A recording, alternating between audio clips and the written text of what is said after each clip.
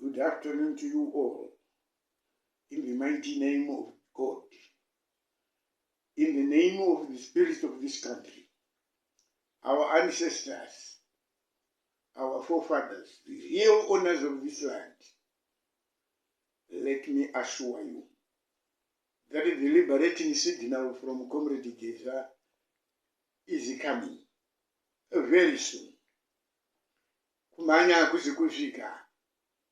As you will appreciate, this is a mammoth task because this is a people's project. It's not an individual's project. Organization and a sufficient managerial competence to manage the public is essential.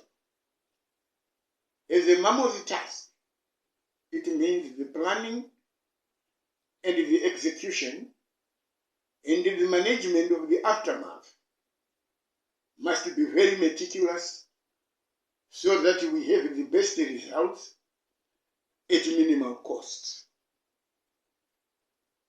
A good soldier, a good commander, is the one who wins a war with a minimum loss. But the best commander is the one who wins a war without firing a bullet.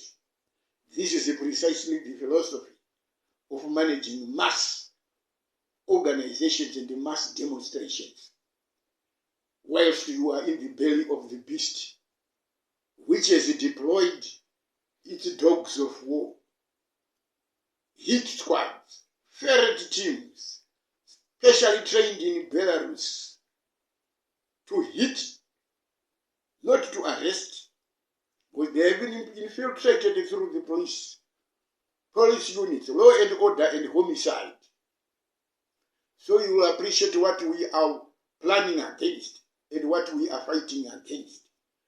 We are fighting against a vicious enemy who has no respect for a human being. Comrade Geza was actually followed by 10 different units of assassins to hit, shoot and fire at first sight without the option of arrest and giving the reason that he resisted the arrest. That's why we shot him. In coming up with, we are offering all veterans 1.5 million and we are building them structures, and that's what I mentioned. Those are, we have now termed them Tungwararas.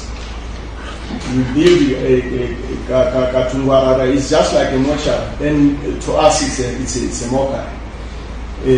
But even if their intention was noble, why now targeting all veterans? Why us? Why us alone? How about the people who have put you in power? Are you not appreciative of, in the first place, vote for you? It's not war veterans who put this government in power. It is ordinary citizens. What are you doing for them? Why would you come to us? So to us, we have said we are not going to entertain all those gestures. We say no. And I've appealed to my constituents of a plethora of war veterans to say, don't even attend their meetings, don't even accept their money, don't even accept Tungwarara buildings, because their intentions are not noble enough. So we would rather be poor with the majority of citizens, but we would want to address this elephant in the room as quickly as it is necessary. We are looking at a week or two. Surely the pressure should be on.